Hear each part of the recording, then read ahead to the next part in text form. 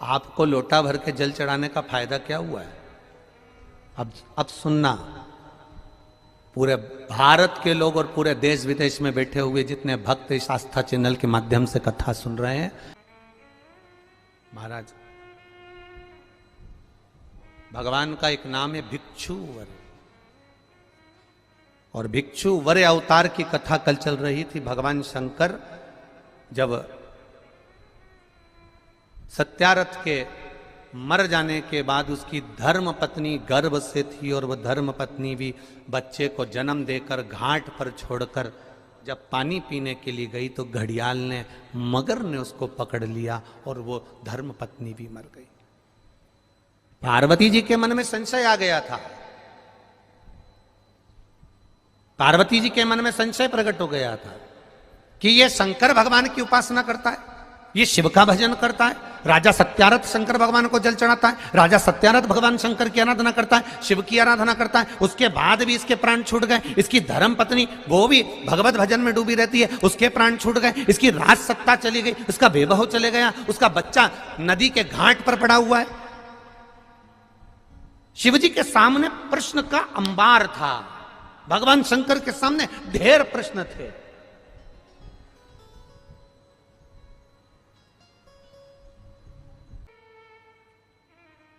शिव का जो भक्त होता है वो विश्वास पर जीता है, भरोसे पर, दृढ़ता पर जीता है।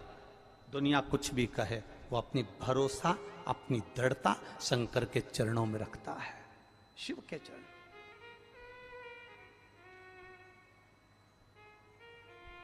पार्वती, तुमने राजा सत्यारथ का जीवन देखा है, तुमने राजा सत्यारथ के लिए, तुम कह रही हो कि राजा सत्यारथ पूजन करता था, पाठ करता था, अर्चना करता था, शंकर को जल चढ़ाता था, शिवालय जाता था, और उसकी धर्म पत्नी भी जल चढ़ाती थी, शिवालय जाती थी। उसका बच्चा पड़ा हुआ है, उसका पूरा वैभव चले गया। शंकर की आराधना करने वाले को इतना कष्ट होगा, शिव की आराधना करने वाले को इतना दर्द होगा, शंकर की आराधना करने वाले को इतना दुख होगा, ये तो होना नहीं चाहिए था।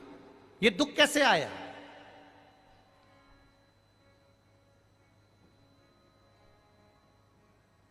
ये कष्ट कैसे आया? ये तकलीफ कैसे आई? शिव जी ने कहा, पार्वती चल मैं तुझे घुमा के लाऊं, और घुमाया। जलाशय में पार्वती जी को पूरी लीला का दर्शन करा दिया कि पूर्व समय के भोग के कारण, पूर्व समय के दूसरे का सामान ले लिया था, दूसरे के घर पर आक्रमण कर दिया था, दूसरे का वैभव चुरा लिया था, दूसरे का धन चुरा लिया था, दूसरे की सत्ता चुरा ली थी। इसलिए इस जन्म में भले मेरा भजन करा इसने, मुझ पर जल चढ़ाया इसने, मेरी आराधना करी इसने, पर पूर्व कर्म का भोग तो भोगना पड़ेगा। हम पहले भी कथा में कहे,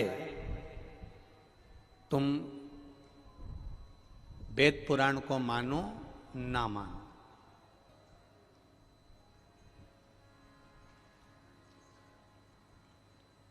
तुम धर्म शास्त्र को मानो ना मानो, तुम अपने बड़ों को मानो ना मानो, तुम अपने गुरु को मानो ना मानो, पर इतना जरूर मानकर चलना कि कर्म का भोग तो परमात्मा को भी भोगना पड़ा, तो अपन तो मनुष्य हैं, भोगना पड़ता ही है, पड़ेगा। कोई तुमसे कह दे मेरे पास आकर बैठ जा, मैं दुख नहीं आने दूंगा, कोई तुमसे आकर कह दे कि मेरे पास आकर बैठ जा, मैं ऐसा काम कर दूंगा कि तुम्हारे जीवन में दुख नहीं आएगा, तकलीफ नहीं आएगी, कष्ट नहीं आएगा, तो समझ लेना कि ये बेवकूफ बना रहा। दुख आएगा, कष्ट आएगा, रोग आएगा, बीमारी आएगी, तकलीफ आएगी, क्योंकि पूर्व के कष्ट का, पूर्व के कर्मों का भोग हमको भोगना है। पूर्व के कर्मों का भोग हमको भोगना, वो कौन भोगेगा? तुम्हारी कमाई के हिस्सेदार होते हैं तुम्हारी पत्नी, तुम्हारे घर के माता पिता, तुम्हारे भाई बंधु और तुम्हारे बच्चे। तुम्हारी कमाई के हिस्सेदार होंगे, पर एक बात अपनी जिंदगी में उतार कर रखना, तुम्हारे कर्म के हिस्सेदार नहीं होंगे कि तूने कमाया कैसा था। तुम्हारी कमाई के हिस्सेदार तुम्हारी पत्नी भी होगी, तुम्हारे बच्चे भी होंगे, बेटा भी होगा, बेटी भी होगी, माता भी होगी, पिता भी होंगे, भाई भी होंगे, बंधु भी होंगे, बहनें भी होंगी, उनके सारे रिश्तेदार होंगे, तुम्हारी कमाई के हिस्सेदार होंगे, पर तुम्हारे कर्म के हिस्सेदार नहीं हो सकते। कर्म का भोग तो तुझे अकेले ही भोगना है। तब वो परमात्मा भी कहेगा कि तेरा क्या होगा रे कालिया। फिर वो भी कहेगा कि होगा क्या, क्या कर्म करेगा। कोई दूसरा नहीं भोगेगा, हमें भोगना है, हमें।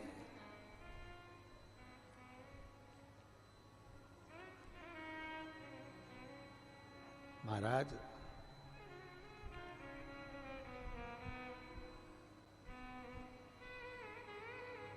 कर्म का भोग तो भोगना, कोई दूसरा नहीं भोगने वाला। पार्वती सत्यरथ को कर्म का भोग भोगना था। पूर्व में इसका वैभव इसने दूसरे का चुराया था, इसलिए आज इसका वैभव चले गया। पूर्व में इसने जो कर्म किया था उसके कारण इसका ये कर्म चले गया। तो फिर आपको लोटा भर के जल चढ़ाने का फायदा क्या हुआ है? अब सुनना, पूरे भारत के लोग और पूरे देश विदेश में बैठे हुए जितने भक्त इस आस्था चैनल के माध्यम से कथा सुन रहे हैं, अब सुनिए। ये कथा में भिक्षुवर अवतार भगवान शंकर का हुआ है 14वें नंबर का। उस कथा को ध्यान से सुनना। 19 अवतार में से एक अवतार है और यह हम सब के लिए है आज शिवरात्रि के दिन कि दुनिया के लोग कहेंगे, दुनिया के लोग कहेंगे फिर वो सत्यारथ मरा क्यों, फिर वो उसकी पत्नी को घड़ियाल क्यों खा गया, फिर उसका वैभव क्यों चले गया। कई लोग कहते हैं ये दुख क्यों आता है, तकलीफ क्यों आती है, कष्ट क्यों आता है, ये पूर्व कर्म का भोग है। फिर हमने शंकर जी को जल चढ़ाया, शिव जी की आराधना करी, शंकर को हमने पानी चढ़ाया, शंकर जी के मंदिर गए, शिवालय गए, देवालय गए, फिर उसका फायदा क्या हुआ, उसका लाभ क्या हुआ। तो फिर शंकर भगवान ने पार्वती जी से कहा अब उसका जल चढ़ाने का लाभ तुम देखो पार्वती, तुम देखिए। देवराज नाम का चोर ब्राह्मण था, ब्राह्मण कुल में जन्मा था, पर चोरी कर कर धन लाया। चोरी करेगा।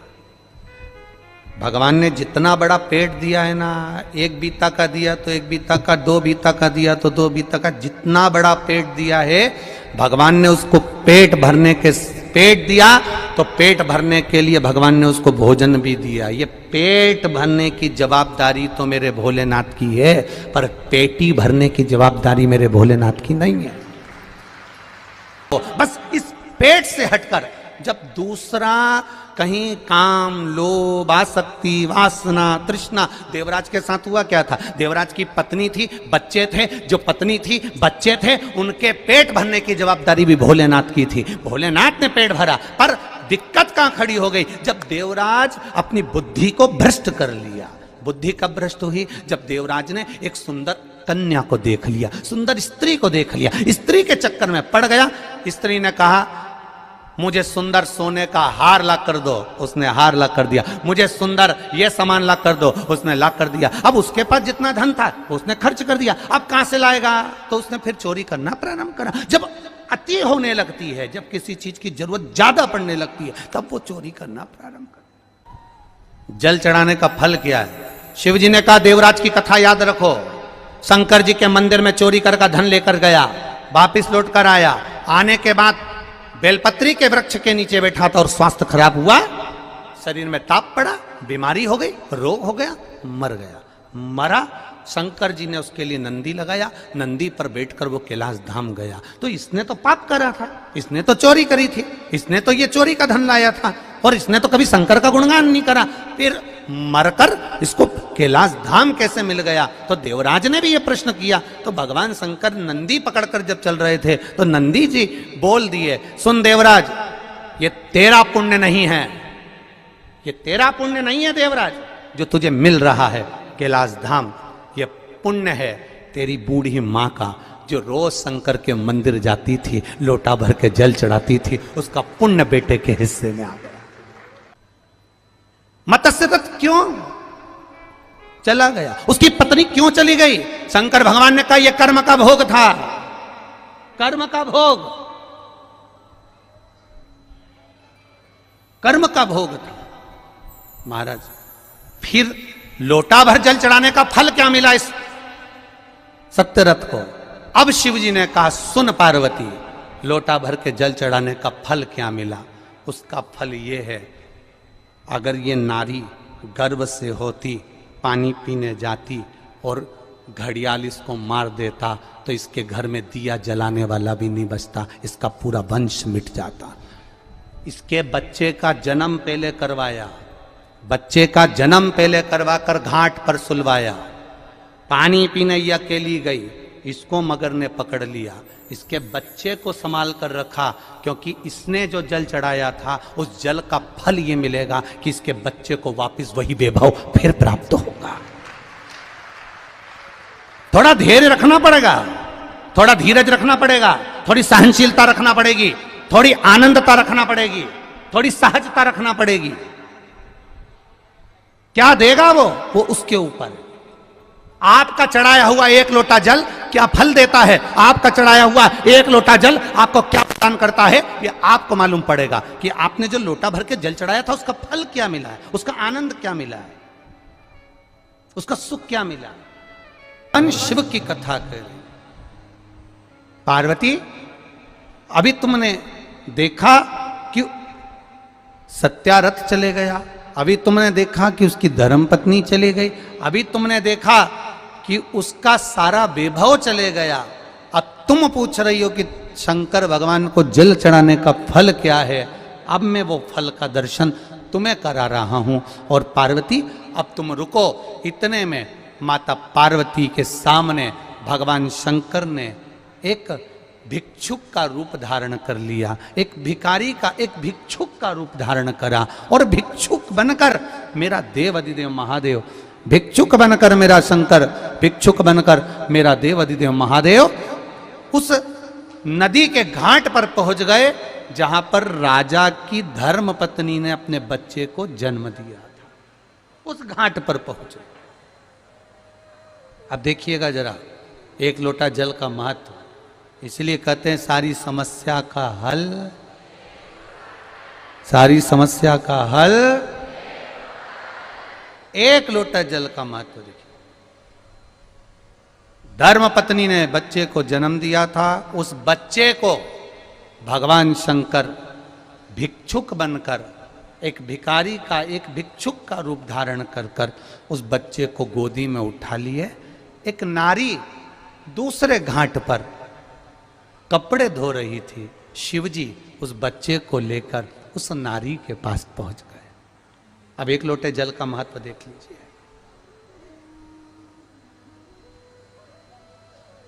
उस नारी के पास पहुंच गए मेरे भोलेनाथ और मेरे देवाधिदेव महादेव। जब उस नारी के पास में पहुंचे, मेरे देवाधिदेव महादेव ने आवाज लगाकर कहा, माता माता माता। इतने में कपड़े धो रही हुई उस नारी, कपड़े धो रही उस नारी ने जैसे ही आवाज सुनी, वस्त्र का जल धोते ही नदी के अंदर जो कपड़ा था उसने देखा, देखते से ही वो जल मेरे महादेव के ऊपर जाकर पड़ गया। हे शिव, ये आपकी कृपा है। अब जल कौन सा पड़ा भोलेनाथ जी पे? जल कौन सा पड़ा था? जो कपड़े धो रही थी वो बूढ़ी मां, और शिवजी बनकर गए भिक्षुवर, भिक्षा मांगने वाले, एक भिक्षुक बनकर एक भिखारी का रूप धर कर गए हैं मेरे भोलेनाथ, और जाकर खड़े हुए। अब देखिए जरा, बड़ा विचित्र बात है। शिवजी जाकर खड़े हुए, मां मां मां। शंकर जी ने आवाज लगाया। जैसे ही शिव जी ने आवाज लगाया, बूढ़ी मां ने जो पलटा, कपड़े का छींटा का पानी देवाधिदेव महादेव पर चला गया। कपड़े के छींटे का पानी महादेव पर गया।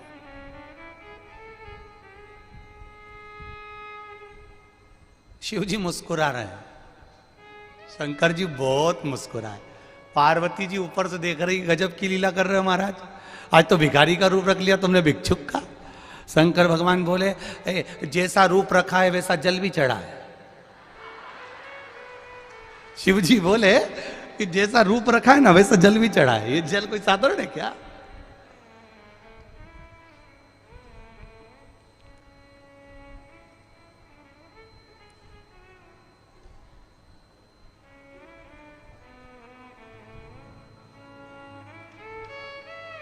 आशीष से किसी ने कहा कल कि गुरुजी कथा कहते हैं, हमारे पास में जो पड़ोसन व्यक्ति है वो बड़े ध्यान से सुनती और ऐसी खो जाती होती है।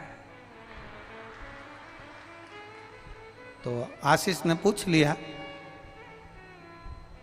1 2 3 4 5, जैसे ये लाइन से ऐसे 5 खंबे हैं, ऐसे पीछे से 5वें छठे खंबे की बात होगी, ठीक है। अब वो कहे भोजन करते करते बोली कि हम वहाँ बैठे हैं उस पंडाल में, हमारा ये खंबे के पास। अच्छा कितनी चतुर हो तुम लोग, खंबा तक गिन के बैठी हो, ये तुम्हारी विद्वत्ता है, बहुत बढ़िया।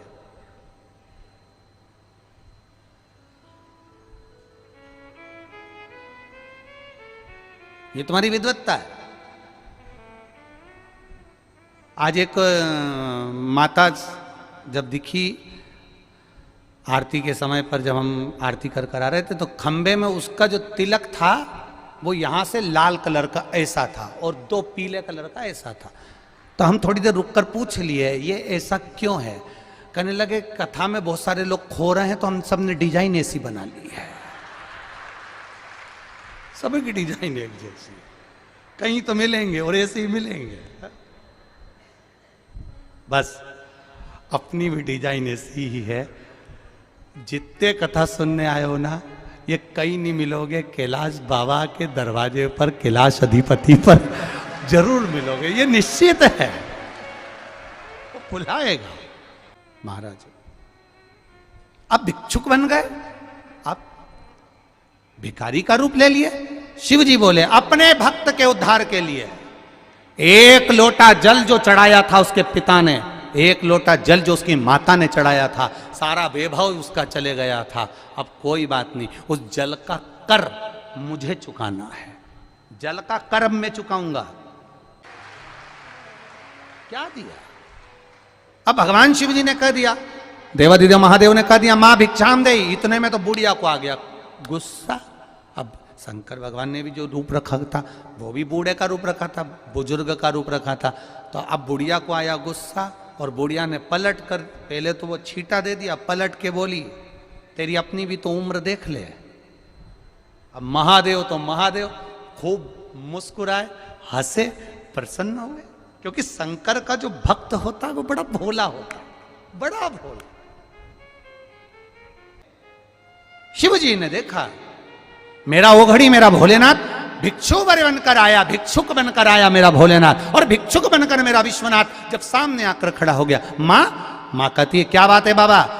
मां ने कहा, पूछा, शंकर भगवान बोले इस बच्चे को मैं आपको देना चाहता हूं। मां ने पूछा मैं इस बच्चे का क्या करूंगी? इतने में शंकर भगवान तुरंत कहते हैं इस बच्चे को तुम पाल पोस कर बड़ा करना, बाकी की जवाबदारी मेरी है। तो इतने में बूढ़ी मां बोली सारी जवाबदारी तेरी है तो तू इधर ले, फिर मुझे काय दे रहा है? नहीं, मां बच्चे को पाल पोस कर बड़ी करती है। दुनिया में केवल एक मां ऐसी होती है जो बच्चे को संस्कारित बनाने का कार्य करती है। पिता कमा कर लाकर दे सकता है, पिता कमाई कर लाकर दे सकता है, पिता अच्छी एजुकेशन दे सकता है, पिता अच्छे स्कूल में एडमिशन करा सकता है, पिता अच्छे कॉलेज में पढ़ा सकता है, पर घर की मां की जवाबदारी होती है कि बच्चों को संस्कार देना, बच्चों को ज्ञान देना और बच्चों को विद्वान बनाना। ये घर की माता की जवाबदारी है। पिता धन ला सकता है, दे सकता है, पर जवाबदारी मां की होती है। ये आपकी जवाबदारी है इसको पाल पोस कर बड़ा करना। तो इतने में बूढ़ी मां ने पूछ लिया तू क्या करेगा? अब इसको ये नहीं मालूम कि ये महादेव है, ये तो भिक्षुक है, तू क्या करेगा? शंकर भगवान बोले इसके भरण पोषण की जवाबदारी मेरी है। इतने में बूढ़ी मां ने कहा मेरे घर में जगह नहीं, छोटा सा झोपड़ा बना कर रह रही हूं, छोटा सा झोपड़ा। अब शिव जी ने कहा बाकी की जवाबदारी मेरी है, बुढ़िया को दिया। बुढ़िया ने कहा मैंने कपड़ा धो रही थी, इतना में तू आ गया और कपड़े का पानी तेरे पे पड़ गया, कपड़े का पानी तेरे पे पड़ गया।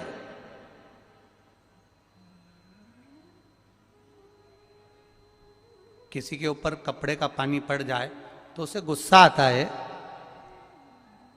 थोड़ा सा भी जल पड़ जाए तो वो क्रोधी हो जाता है। मैंने कपड़े का पानी तुम्हारे ऊपर पटक दिया, तुमको क्रोध नहीं आया? शिव जी बोले, मां, एक बूंद भी जल अगर मेरे ऊपर पड़ता है किसी के हाथ का, तो उसका कल्याण मैं तुरंत कर देता हूं, तुरंत। इतने में बुढ़िया नहा के निकली थी वो नदी में से, और कपड़े धोए थे। अब बुढ़िया के बाल भी घाट पे, तुम देखना नदी के घाट पे थोड़ी गर्मी रहती है तो बाल जल्दी सूख जाते, कपड़े जल्दी सूख जाते। जैसे ही पटको थोड़ी देर बाद उसी को पहन लो, तुरंत सूख जा। अब बुढ़िया के बाल खुले थे, उसने तुरंत जूड़ा बांधा, और जूड़ा बांधते से ही बोली, तू तो इतनी विद्वत्ता जैसी बात कर रहा, विद्वानों जैसी, कौन है? कौन है? मां, तो मुझे जान नहीं सकती। ऐसा मुंह पे तूने ये राख माख लपेटी, अभी रुक तेरा मुंडा धुलाती मैं, अभी रुक। और गई नदी में से पानी भर के लिए आई, काय में वो माओं के पास में क्या होता कपड़े धोने के लिए, जो बाल्टी बर्तन जो, वो लई धो के, और जो नदी में से पानी लई ने देवाधिदेव महादेव पे जो डाला, सारी भस्मी नीचे, भस्मी जैसी नीचे आई। पार्वती जी मुस्काई, इतने में महादेव असली रूप में प्रकट हो गए, असली रूप में प्रकट। जो मेरे देवाधिदेव महादेव को देखा, चरणों में पड़ गई, शंभु मैं पहचान नहीं पाई, किस रूप में तू आया, किस रूप में, तेरा स्वरूप क्या है मैं जान नहीं सकती। एक बात आपसे भी कहेंगे, क्यों बुलाया कुबेर भंडारी ने तुमको इतने इतने दूर से, ये हम भी नहीं जानते, पर एक बात जरूर जानते हैं कि वो जिसको बुलाता है, जिसको पकड़ता है, उसका हाथ कभी नहीं छोड़ता है, कभी नहीं छोड़ता। क्यों बुलाया उसने तुमको यहां, ये हम नहीं जानते। क्यों भिक्षुक बनकर मेरा देवाधिदेव महादेव गया, भिक्षु वर बनकर गया, 19 अवतार में से एक अवतार भिक्षु वर अवतार रखकर मेरा देवाधिदेव महादेव गया, पहुंचा, और जो जल पड़ा देवाधिदेव महादेव प्रकट हो गए, शिव जी प्रकट हुए। मां, मांग तुझे क्या चाहिए?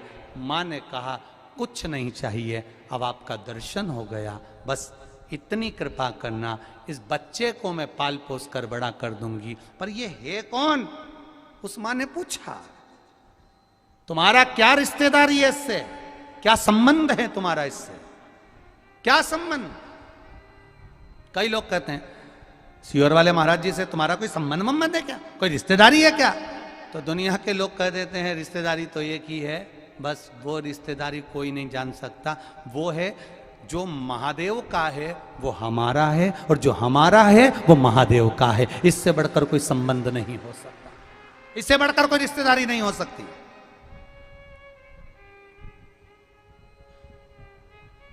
शिव पर भरोसा करने वाला इतनी जल्दी टूटता नहीं है, शंकर पर विश्वास करने वाला इतनी जल्दी दिखता नहीं है, बहुत सोचता है शिव पे भरोसा करने वाला।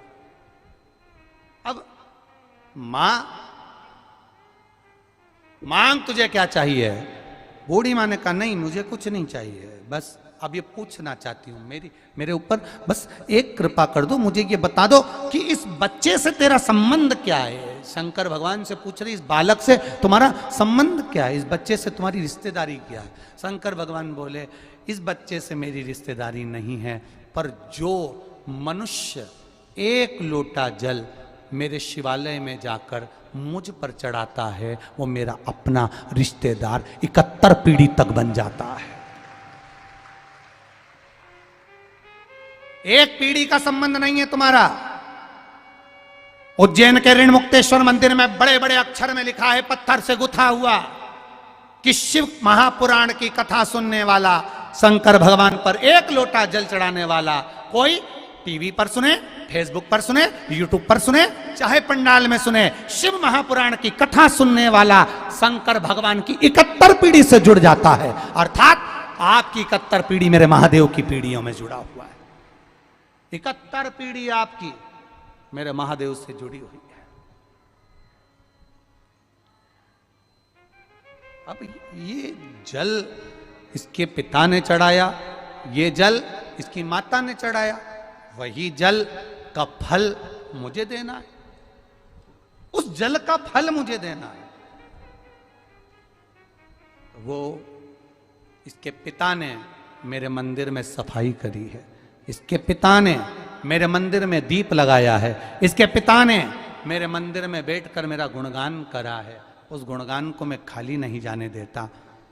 उसने अपने कर्म का भोग भोगा तो वो मरकर चले गया, अपने कर्म के भोग के कारण उसका बेबहू चले गया, उसके कर्म के भोग के कारण उसकी पत्नी चली गई, पर उसके जल चढ़ाने का फल अब मुझे देना है।